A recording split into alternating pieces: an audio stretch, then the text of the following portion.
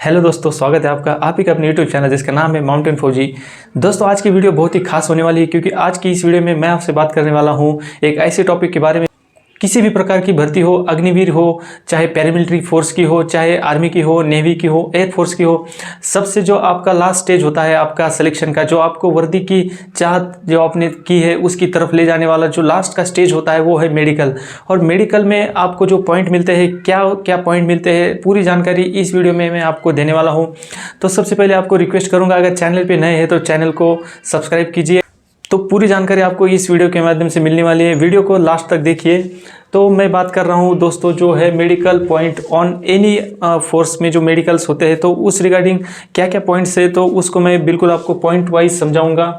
सबसे पहली बात तो ये बता दूं कि आप अगर मेडिकल में आपको कोई मेडिकल पॉइंट मिल जाता है, एनी पॉइंट मिल जाता है, कोई भी मान लीजिए, तो कभी भी निराश मत होइए, हिम्मत मत हारिए, हौसला मत हारिए। क्योंकि आपको बता दूं कि पहले ऐसे होता था कि आपको एक बार मेडिकल फेल कर दिया तो आप सीधा भर्ती बोर्ड से बाहर हो जाते थे। लेकिन अब क्या है, आपको जो है कोई भी पॉइंट दिया जाता है तो वो टेम्पररी पॉइंट होता है। आप 15 दिन के अंदर अंदर उसको रीमेडिकल के लिए आप अप्लाई कर सकते हो और उसके बाद आपका रीमेडिकल होगा। मेरा एक दोस्त है, उसका भी मैं एग्जांपल देना चाहूँगा। उसको भी मेडिकल में आउट कर दिया था और मैंने उसको सजेशन दिया था मेडिकल रीमेडिकल करने के लिए, और उसका उसमें चयन हो गया था उस भर्ती में, और रेडियो ऑपरेटर की भर्ती में वो सेलेक्ट हो गया था दोबारा से रीमेडिकल के करने के बाद। तो आपको बताऊंगा, कोई भी ऐसा जो है आपको टेम्पररी 15 दिन के लिए दिया जाता है, उसके बाद आप रीमेडिकल से दोबारा आपका मेडिकल होने के बाद आप दोबारा से भी भर्ती हो सकते हो। अब आते हैं हमारा जो नंबर 1 पॉइंट है आपका। सबसे पहले क्या देखा जाएगा, आपकी आई साइट देखी जाएगी, यानी आपका जो आंखों का देखना है वो कितना आपका सही है, क्या उसका मेजरमेंट होता है। वो होता है आपकी जो आई साइट है उसका जो डिस्टेंस है वो होना चाहिए बच्चों 6/6 या 6/9, मतलब दोनों में से एक भी होगा तब भी आपका चल जाएगा। तो ये होगा आई डिस्टेंस होना चाहिए आपका 6/6 या 6/9 होने से भी आपका चल जाएगा। वही आपका जो विज़न है आई का, वो आई साइट जो है आपकी मतलब अच्छा होना चाहिए। आपको जो है दूर डिस्टेंस से एक ABCD करके लिखा हुआ आएगा, उसमें से आपको एक आँख बंद करके फिर दूसरी आँख बंद करके ऐसे बारी बारी से पूरा ध्यान से चीज़ों को बताना है। फिर कलर ब्राइटनेस भी आपका एक टेस्ट होगा आई संबंधित, आँखों के संबंधित, उसमें भी आपको कलर ब्राइटनेस आपको है तो उसमें उनको पता लग जाता है। तो वो एक चीज़ है, उसको भी आप ध्यान से याद करके जाइएगा कि क्या आपका पहले से ही चेक करके जाइएगा। और दूसरा है नॉक नी, जो मेन रीज़न माना जाता है बच्चों को मेडिकल से बाहर करने का, वो है नॉक नी। अगर आपके जो दोनों घुटने हैं अगर वो ऐसे चिपक जाते हैं तो उसको नॉक नी कहा जाता है। उसके मैं अलग से वीडियो बनाऊंगा कि कैसे आप उस चीज़ को दूर कर सकते हैं। तो जो आपका नॉक नी का पॉइंट है, जो वीडियोस में मैं आपको एक्सरसाइज बताऊंगा उसके माध्यम से आप उस पॉइंट को भी दूर कर सकते हो। और दूसरी इसी में आता है आपका फ्लैट फुट। आपके जो पैर है तो बच्चों वो आपके फ्लैट नहीं होने चाहिए, तो ये फ्लैट फुट का है। और इसी में आपका है जो वेरिकस वेन जो होता है, मतलब जो आपके पैर के पीछे जो आपकी नसें होती है जो दिखती है, ये बहुत बड़ा एक पॉइंट मेडिकल में बनता है। क्योंकि कई फोर्सेस ऐसी होती है जिनकी लंबी लंबी पेट्रोलिंग्स चलती है, तो उसमें आपका जो है वेरिकस वेन यानी जो नसें होती है उसको आपको दिक्कत हो सकती है। तो ये पॉइंट आपको पहले ही इलाज कर लेना है इसका। अगर आपका मेडिकल नज़दीक है तो आप इस पॉइंट से भी आप बच सकते हैं। अगर तो बच्चों वेरिकस वेन का बिल्कुल इलाज संभव है, आप पहले से ही डॉक्टर के पास जाइए, कुछ इसमें आप थोड़ा सा दवाई इलाज करके आप इस पॉइंट से भी बच सकते हैं। अब आपका है हमारा BMI यानी बॉडी मास जो होता है आपका, हाइट के हिसाब से आपका वेट होना चाहिए। आपकी जितनी हाइट है उतना आपका वेट होना चाहिए, नहीं तो कई ओवरवेट में भी बच्चे हमने बाहर होते हुए देखे हैं। आपका वेट है तो अगर आपका थोड़ा सा है 2-4-5 किलो तो वो आपका चल जाएगा। लेकिन अगर किसी का मान लीजिए कि हाइट के हिसाब से उसका वेट होना चाहिए 60 किलोग्राम और उसका सीधा 80-90 है तो वो ओवरवेट में बाहर होगा। लेकिन अगर 2-4 किलो का है तो आप उसको कवर कर सकते हो, कोई बड़ी बात नहीं है। उसके रिगार्डिंग आप घर में भी अपना वेट चेक कीजिए और आपको कितना रिक्वायरमेंट है उस हिसाब से वेट को मेंटेन कीजिए। तो आपका ये हो गया आपका एक BMI का ओवरवेट का। और दूसरा है आपका हैंड बैंड भी देखा जाता है। आपके हैंड्स को ऐसे सीधा करके मतलब देखा जाएगा, कलाइयों को मोड़ के देखा जाएगा।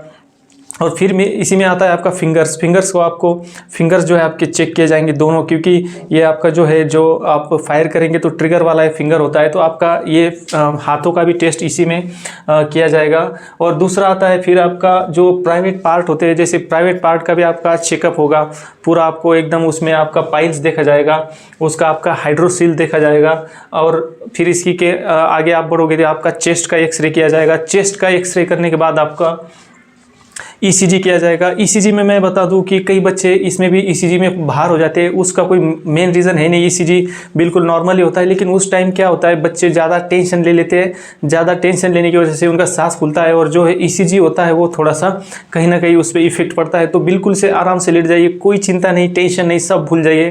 कोई अच्छे अपने वर्दी के सपने के बारे में सोचिए, तो आपका ईसीजी का भी पॉइंट बिल्कुल नहीं आने वाला है। और दूसरा है इसी में आपका बीपी दोस्तों, बीपी में भी कई सारे बच्चे फेल होते हैं। बीपी आपको जो आपकी जो अभी एज है, इसमें बीपी का तो पॉइंट आपका बनेगा ही नहीं और ना ही बनना चाहिए। लेकिन क्या है ना, कई बच्चे बीपी जब आपका नापते हैं तो बीपी नापने के टाइम जो है थोड़ा सा टेंशन ले लेते हैं और कुछ चीज़ें ऐसे अपने मन में चलती है उनके कि जिस कारण उनका बीपी या तो हाई हो जाता है या तो लो हो जाता है। तो इसके लिए आपको बिल्कुल ही पॉजिटिव सोचना है, अपने ड्रीम के बारे में सोचना है। तो आपका बीपी जो है बिल्कुल आराम से जितना है, जितना नेचुरली होता है वही आएगा, ना कम आएगा ना ज़्यादा आएगा। तो ये इस बात का भी खासकर आप ध्यान रखिएगा। अगर आपने पाइल्स का ऑपरेशन करा है तो ऑपरेशन आपका 15 दिन पहले हो जाना चाहिए, 15 दिन उसको मतलब हो जाना चाहिए टाइम। तो ये आपका हो गया जो प्राइवेट पार्ट का जो चेकअप है, इसमें जो पॉइंट है मैंने आपको बता दिए। उसके बाद जो है आपको एकदम फीलिंग हैप्पी होना है, तभी आपका ईसीजी हो गया और बीपी का पॉइंट नहीं आएगा। इसके बाद बढ़ते हैं हमारे नेक्स्ट पॉइंट की तरफ, वो है आपका ईयरबड्स। आपका जो कान है, कान को अच्छी तरह से साफ करके जाना है। कोई भी किसी प्रकार का मल या मैला कान के अंदर नहीं होना चाहिए। पहले से ही कान को आप साफ करके जाएंगे तो कान का पॉइंट भी आपको नहीं आने वाला है। इसके बाद कई बच्चों को हमने देखा है कि स्वेटिंग यानी हाथों में पसीना आता है, पैरों में पसीना आता है और इस कारण जो है उनको भी मेडिकल पॉइंट मिलने की संभावना होती है। तो उसके लिए सबसे मेन है आप पॉजिटिव रहिए, ऐसी चीज़ें मन में मत लाइए, दिमाग में बिल्कुल फ्रेश रहिए, तो आपका ये पॉइंट भी नहीं आने वाला इसमें। तो ये भी कोई मेजर पॉइंट नहीं है।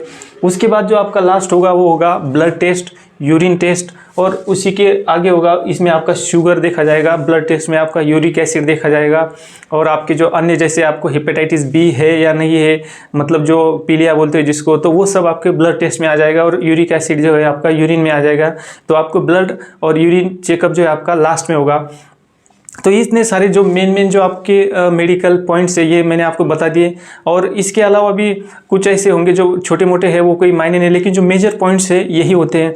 तो आशा करता हूँ आपको ये वीडियो अच्छी लगेगी। जो पॉइंट्स मैंने इकट्ठा किए हैं आपके सामने मैंने एज इट इज़ रखने का पूरा प्रयास किया है। आशा करता हूँ आपको वीडियो अच्छी लगेगी। तो वीडियो को लाइक कीजिए, और जो चैनल पर नए हैं उनसे भी रिक्वेस्ट करता हूँ कि चैनल को सब्सक्राइब कीजिए। ऐसी ही ऑथेंटिक वीडियो और ऐसी अच्छी जानकारी आपको इसी चैनल पर मिलेगी।